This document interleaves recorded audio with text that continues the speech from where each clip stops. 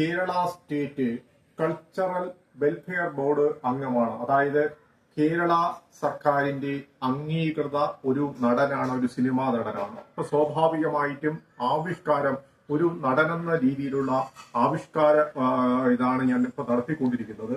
സാധാരണ ധാരാളം ഷോർട്സുകളിലൂടെ ഞാനിപ്പോൾ ആക്ഷേപഹാസ്യ പരിപാടി നടത്തുന്നുണ്ട്. ഈ ആക്ഷേപഹാസ്യ പരിപാടിയുടെ എന്ന് പറയുന്നത് അത് ഒരു വ്യക്തികളെയോ സമൂഹത്തെയോ ഒന്നും പറയുന്നില്ല.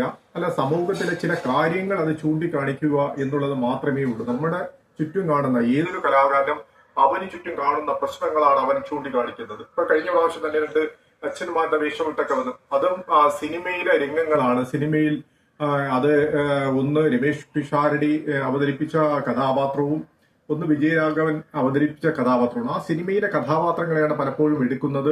ആ സിനിമയിലെ കഥാപാത്രങ്ങളെ എടുത്തുകൊണ്ട് വേറെ കുറെ കാര്യങ്ങൾ കൂടി ഞാൻ കയ്യിൽ നിന്ന് ഇട്ടാണ് ആ പരിപാടി അവതരിപ്പിക്കുന്നത്. അപ്പോൾ സ്വാഭാവികമായിട്ടും എനിക്ക് അതിൽ നിന്ന് മനസ്സിലാക്കിയ ഒരു കാര്യം, പലപ്പോഴും ഞാൻ ഇടതുപക്ഷ പ്രസ്ഥാനങ്ങളുടെ വിമർശിച്ചുകൊണ്ടുള്ള പല വീഡിയോകളും ഇട്ടെങ്കിലും ആ പ്രസ്ഥാനങ്ങള് എല്ലാവരും, ഒരു മനുഷ്യർ പോലും ആ ഇടതുപക്ഷ പ്രസ്ഥാനങ്ങൾ ഒരിക്കൽ പോലും എനിക്കത് എതിർപ്പുണ്ടായിട്ടില്ല. എന്ന് പറഞ്ഞു കഴിഞ്ഞാൽ ഒരു കലാകാരനെ മനസ്സിലാക്കാൻ കഴിയുന്നത് ഇടതുപക്ഷ പ്രസ്ഥാനങ്ങൾക്ക് മാത്രമാണ് എന്നുള്ളതാണ് അതിന്റെ അർത്ഥം. അതുകൊണ്ട് ഇനിയുള്ള പല വീഡിയോകളിലും ഇടതുപക്ഷ പ്രസ്ഥാനങ്ങളുടെ നേട്ടങ്ങൾ, ഒരുപാട് നേട്ടങ്ങൾ കേരളത്തിന് നൽകിയതാണ് ഇടതുപക്ഷ പ്രസ്ഥാനങ്ങൾ.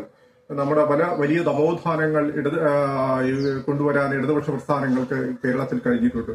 ആ പല കാര്യങ്ങളും ഇനിയുള്ള എന്റെ ഷോർട്സിലും വീഡിയോയിലൂടെയൊക്കെ ഞാനത് ജനങ്ങളിലെത്തിക്കും. കാരണം കലാകാരന്മാരെ സാധാരണ ഇടതുപക്ഷം മാത്രമാണ് കലാകാരന്മാരെ തിരിച്ചറിയുന്നത്. അത് ചിലപ്പോൾ കോൺഗ്രസിനും BJPക്കും ആ കലാകാരന്മാരെ അതുപോലെ തിരിച്ചറിയാൻ സാധിക്കുന്നില്ല എന്നുള്ളത് കേരളത്തിന്റെ ഒരു പ്രത്യേകതയാണ്.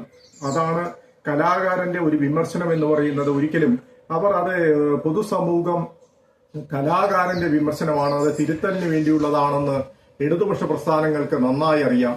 അതുകൊണ്ടാണ് അവർ കലാകാരന്മാർ എന്തെങ്കിലും വിമർശനം ഉന്നയിക്കുമ്പോൾ പോലും അവർ അതിനെതിരെ രംഗത്ത് വരാത്തതിനുള്ള ഒരു കാരണം. അതുകൊണ്ട് ഇടതുപക്ഷ പ്രസ്ഥാനങ്ങൾ കലാകാരന്മാർക്ക് വേണ്ടി നിലകൊള്ളുന്ന ഒരു പ്രസ്ഥാനമാണെന്ന് എനിക്കിതിൽ നിന്ന് വളരെ വ്യക്തമായി മനസ്സിലാക്കാൻ സാധിച്ചിരിക്കുകയാണ്.